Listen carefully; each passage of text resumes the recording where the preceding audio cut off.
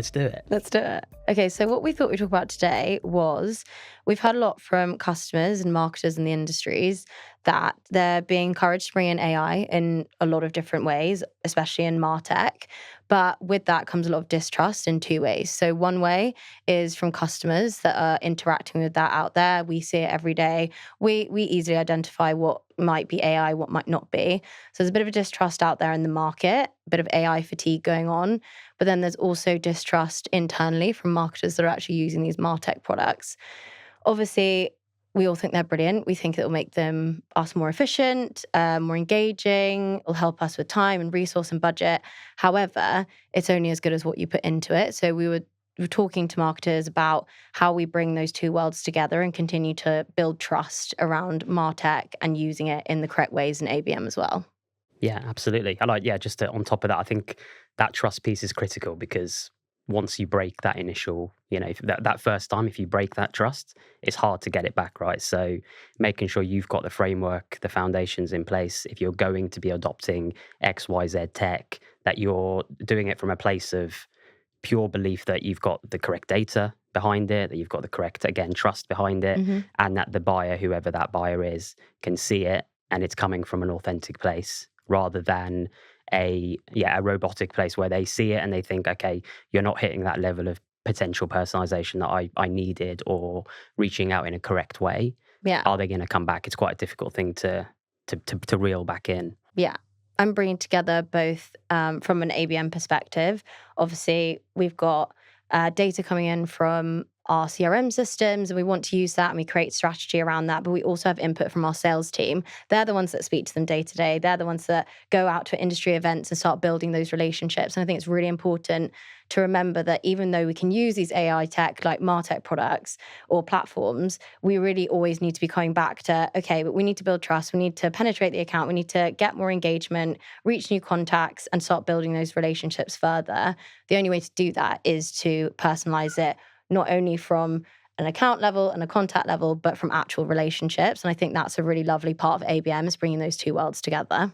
Yeah, what I'm also seeing right now is that, especially with our enterprise clients, there is an importance to go deep in the contextualization. Data that you can get from outside resources, outside of their system, is just not enough. It's just not enough. Yeah. Or whether it is the interaction, as you said, from the sales team, whether it is a past customer, potential upsell, different notes that are in the CRM, drive documents that they can find, bringing all of that context together in order to feed the AI is more important than ever in order to create a personalized journey that really speaks to the end user. And we're seeing that right now, like as an ABM solution, we started lightweight. We started with data that we could capture on the internet, and we failed. We failed at the start. No one was using the start of Userled our AI capabilities because it was too weak. We've only started seeing a clear uplift when we brought that level of contextualization. And it's still very far from being good enough. Why? Because very often the data is not clean on our customer side. Very often there is an element of security layer. You cannot plug easily to a Stripe, Drive, CRM, take that context with private data. So how do you navigate that? How do you give the ability to these enterprise clients to contextualize, yet remain safe in order to get the content that they really need? Very nice. I think that's well put. And I think from my side, like 10 years in partnerships now, kind of like seeing different industries and so on, I think something that I'm seeing a lot, especially in the last few months, is a lot of consolidation between kind of vendors and tools, but also a new announcement of a new connector with this, tool, this platform, etc. And again, that's coming from a place of we need to make our fundamental data better because we're building these MCPs, these AI tools on top of what we have historically. How do we allow people to continue, again, just to bring it back to trust, to do that in the same level of trust that they were doing it from a human resource point of view, Yeah. to critically keep that quality in place. Because brand governance, like legal, get involved.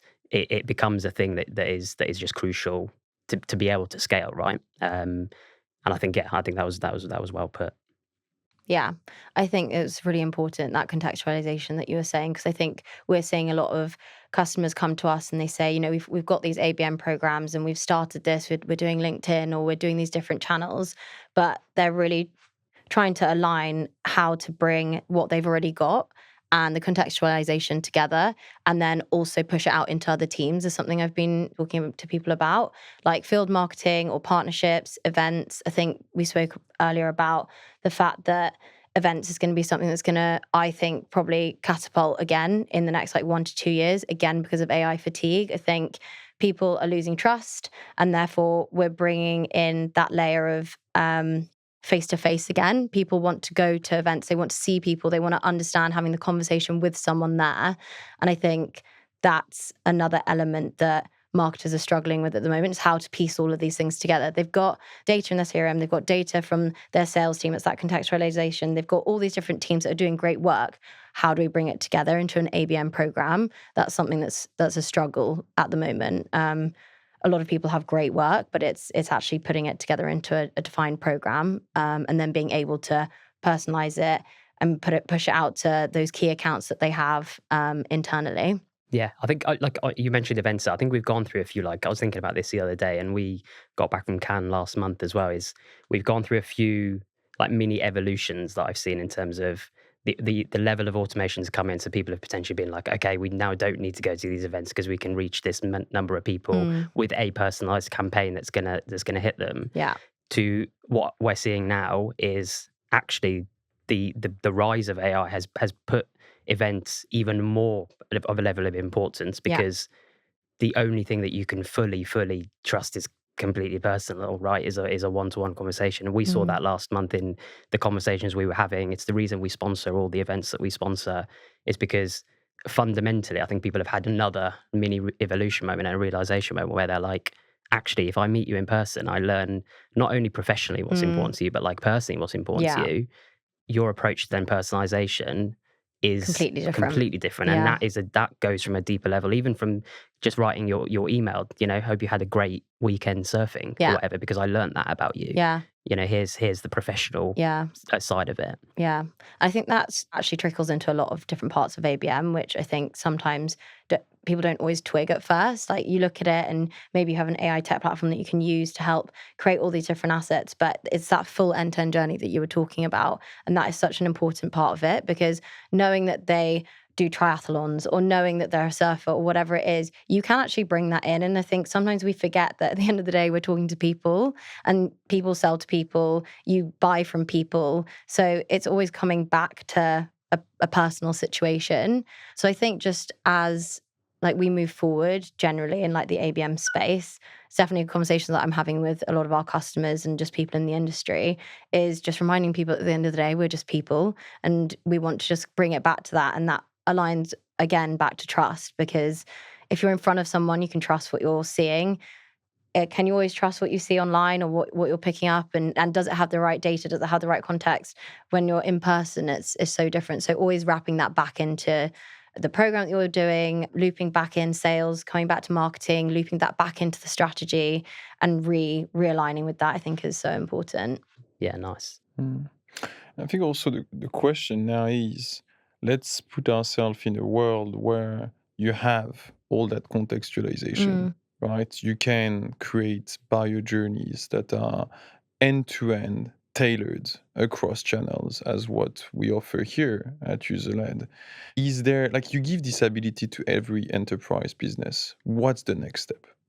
What makes you stand out? That's what I'm interested in, because we are close as a company to get to that. We're seeing it with our clients. Yes, some clients just master one channel very well with AI at scale, ABM at scale, very good. Now, I'd like to understand the world of tomorrow once, we dominate that market. Yeah. What are folks going to do? Yeah, what do you think that might look like? Can you hypothesize, predict? My gut feel is coming back to the point that the two of you were making, is that the simplest thing will accompanying those journey are going to be very well received.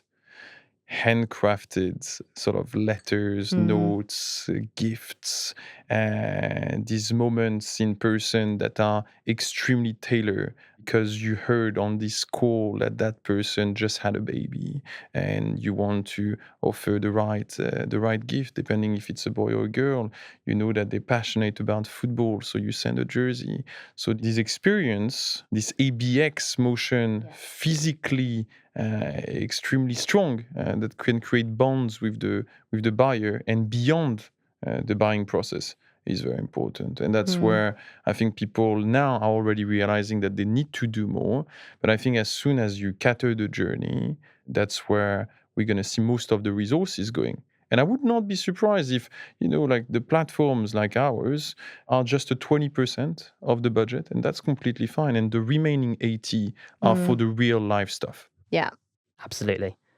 And I'm just thinking as well of like, there's the different, obviously there's the one to many, one to few, one to one, right? In terms of potential approaches and how to personalize, how to reach out to someone, right? Yeah. And the one to one side that you were just mentioning there in terms of like getting the right gift or absolutely getting the right message. Interested to hear what you both think about this, of like when people do gifting and maybe just put a nice message on there with the company logo and your company logo on it, and they think that's one to one, right? Or and they might get the gift wrong, right? And getting the gift wrong, then how do you two feel about like how long it takes to regain that trust if you put something in place that fundamentally actually internally you've planned it, you're like, right, we've got 50 accounts, we're going to send them all this, we're going to create them all these pages or whatever it might be, but the fundamental context is actually incorrect, or some of it is incorrect, and one of them is a major stakeholder at a major enterprise brand, and you've got it wrong. Like, what's the impact of that? Like, how long does it take to get that back? Yeah. And also, how do you avoid it? I think like what would be interesting here is the point of view of Alexa, who comes from the agency world, where they craft these experiences to a certain extent to understand why like platform like ours have limit compared to an agency that can go beyond that. Yeah, I agree. I think I know exactly what you mean. For example, like someone having celiac disease, like we spoke about earlier, and someone sending them a gift basket and it being like, great, they love muffins, but they're celiac and you've got it wrong. It's like you might have done a whole program leading up to it. Strategy spot on, creator spot on, messaging's absolutely cracking, mention all their pain points, but then you're sending it to someone that is so important and you get something which you met them at an event or something, you know that detail and it was missed, that trust is gone so quickly. But I think that comes down to attention to detail and really knowing your customer. Like, you have to care. And I think you have to also be slightly brave in that fact that sometimes you're going to do these things, and the muffin basket is a very small example, but there'll be other parts of like these ABM programs that you have to be quite brave in, and you have to really think outside the box, really think, right, if I'm talking to this person and I know him or I know her, what is it that they want? What is it that they like? How do I talk to them? How do I speak to them? Because there should be a really natural relationship there, which you can sort of tap into and then explore. And I think in agency world, we did a brilliant job at understanding the strategy, putting together these ABX experiences. But someone that's so key in that is sales. And without sales, you can't actually have a very successful ABM program. And so I completely agree with the 20%, 80%. We can only do so much. Agencies can only do so much. But the in-house sales and marketing relationship will always come out trumps. And a lot of ABM is on sales. And I think sometimes, yes, it's called account-based marketing, but it's, as Yann said, an experience that they will, experience throughout any touch point, any journey that they're going through. So yeah, I think it's just really important to all be aligned internally. And I think sometimes we focus too much on the actual assets and the outcome and what we're doing and all this stuff, because at the end of the day, the execution of it, really down to the last detail, is where you win or lose that trust. And if it's gone, you might never get a chance with them again. Yeah. You just might never, as a person to person. One thing that's interesting to me, as you come from an agency, why do you think there is this fear in the agency world today towards platforms like ours? I've been like me and Maz have been trying to find clear partnership and be very open minded Yeah. with those guys, yet they don't seem to like us. They don't Mm. seem to like the idea of ABM at scale. And do you think it's a problem of fear, of trust? And they're afraid for their jobs, perhaps? I Or... think a mixture of all Mhm. three, if I'm honest. I think there is an element of what, for example, our platform can do of like the assets at scale and personalizing them. Usually agency side, they would be creating each asset. They might have a way to do it through CSV and sort of pull in each name en masse. It's not that they can't do it, but it still takes a lot longer. And their revenue comes in a different way, like time is money. Whereas ours as a platform, it's a different approach to it all, I suppose. But I don't think they should fear it. I think their expertise and strategy and the setup and all of that really deep knowledge that they can get into and spend time really getting their teeth sunken into, which is often what they love to do, and then creating a creative concept which brings that strategy to life and the messaging, which to be honest is the really fun part.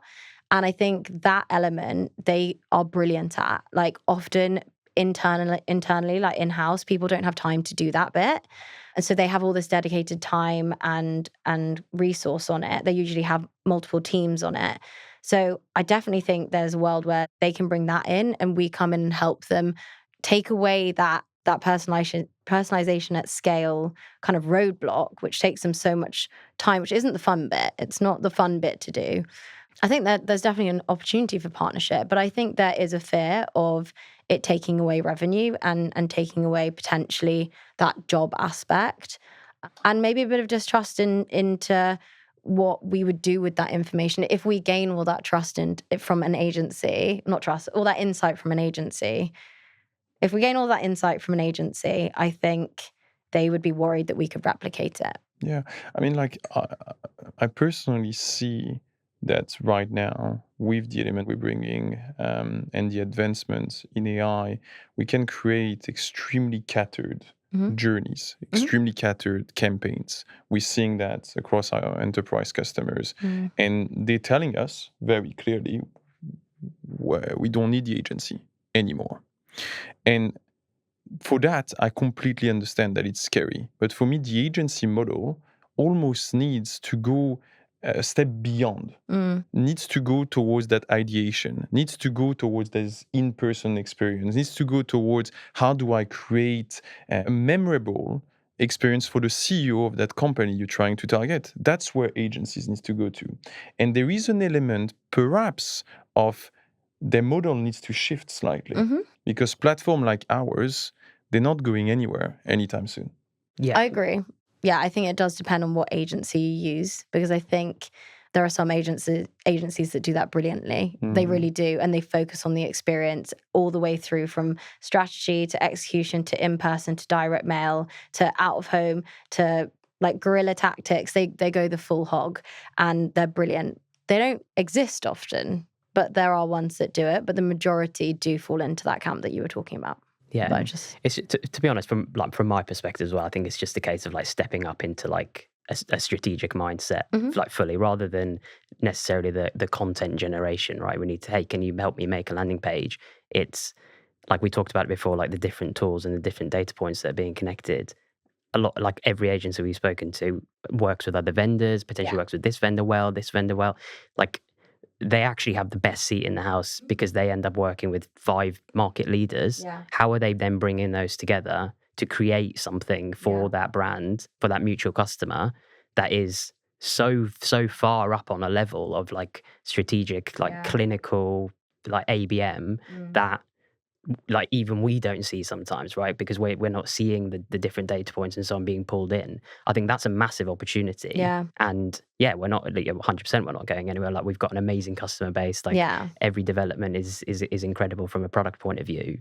There's definitely an opportunity there. To kind of go into that. And you mentioned it as well, like the AI taking jobs piece. We chatted about this the other week. It's like I don't see it like that at all. No. For me, it's an enhancer, like rather than something that just replaces Yeah. people. Because again, to go back to that trust thing, is like some people are like, oh, I'm going to read 200 pages that have just been made, or especially when it gets to enterprise level, they get very, very, very specific on what certain colors look like, and punctuation and letters and so on. It's a case of how do I enhance what is in the market now and is continually coming into the market. I mean, like we see it very clearly now. Like one of the biggest challenge we had at the start was, how do you replicate a brand? How do you Exactly. replicate a brand like the brand of Square or Stripe or an Elastic or a Canva? Such complex brands. AI about a year ago was not capable of creating a piece of content on brand for a particular target audience. Today, I mean, we're seeing it every day now with our own AI, Yeah. and these companies using this AI that they can recreate clear personalized experiences for the targets they want on brand. So there is a massive push that's happening very quickly, and things that people were not capable of doing before, requiring web resources, requiring content folks, design folks to do some of those things. Right now, for ABM, the self-serve ABM aspect is getting more and more real, at least for digital channels. I wanted to bring it back a little bit to you. You made a very good point about like getting sales and marketing closer, right? Because that's something that definitely ABM. And if I just ask you right now, what is good ABM? That is going to be one of your fundamental things that you mention. And yeah, like that is for me something that I've just got more and more used to personally as well. Just be like, yeah, that is something that needs to come way further in, like closer to the start of the journey. Yeah. Which again kind of stresses the importance of why, when someone meets at an event, if you're sponsoring an event and you meet, a CMO of a company or whatever at your stand, that's why that it's typically the salesperson that meets that person, and that relationship as a journey ends up being actually stronger, right? Because they're not being dropped in way further down to be like, hey, can you go ahead and now start one-to-one personalizing this account? It doesn't really work like that. You've got to come in a lot earlier. I think people need to focus on their first party data so much more. People invest so much in this third party data and intent platforms. Yes, they do provide some context, but they're often sometimes inaccurate. Like people find that and then they try and bring it in and they layer it over their first party data. And sometimes it goes a bit skewy at that point. And I think people need to invest a lot more heavily in their first party data, which comes back to what we're talking about, having your sales and contextualization, all of that. Yeah, I agree. It's another layer of complexity that I think is actually hindering people sometimes. And I think they've invested so much in these third-party data as well that they have to use them. They need to use them. They have to report back that what's happened. Have they moved in the funnel of this platform or not? And actually, they need to just concentrate on what's actually happening. What have they fed in? What are they getting back out? Accurate data, and make sure that your sales team are putting in accurate data, marketing, everyone that has access, they're all hot on it, because that is a gold mine every time. I mean, since the start of building this company with Tristan, we've always said, is there meat or is there no meat? And each time it felt shaky or not 100% accurate, 100% obviously is too much, but you see what I mean, we step away. We step away because we've never had success. At the start, we wanted to do website personalization based on third-party intent data. That doesn't work. That just does not work. People need to understand this does not work. Yeah. So first-party data is key. That's what helps with ABM. Third-party data to complement it as a nice layer on top. Absolutely. But we're seeing more and more, like with the element of contextualization today, you can't contextualize on data that you think could be okay. No. Yeah, and that again, it just comes back into trust, right? It comes back into you've got to trust it enough to run a campaign that again, we were talking about it, like that you are brave to commit to, that you're going to get sign off Put budget behind it. If this person, also if the person that's running ABM leaves the organization and the new person comes and sits in and looks at this spider web of stuff. Yeah. That can be baked into an organization for a long time, Yeah. right? And then they might bring in a new tool and a new third-party piece of data because it's going to undo Yeah. this bit. Then you end up in a position where you are reluctant, if anything, to go Yeah. and think, I'm going to run a contextualized campaign to XYZ, or I'm going to do this, because I actually don't fully trust that the data is legitimate or is correct. And that is obviously a slide that you don't want to go down, but it's not easy to get out of. But it's simplifying it back to trusting what you're going for. And you said 100%, but I agree. It's like, I want to feel comfortable 100% that the campaign that I'm about to launch to this very, very important subset of people and organizations. Yeah, and if you get one shot, it needs to be right. If you get one shot, and if you get it wrong, we were talking about it the other day, if you get it wrong, and we heard about a story that someone did get it wrong, that is going to take until that person leaves the organization to ever be considered again. To go back into that account. So I think one thing that we're seeing success with as a company, we're the main user of our own platform. Yeah. Like, it's very important to know, like, we are, the reason why Userled is so successful today is because we are so tough on our own platform. If it doesn't work for us, it cannot work for our client. And what I'm noticing more and more in ABM today is very much this element of deal marketing.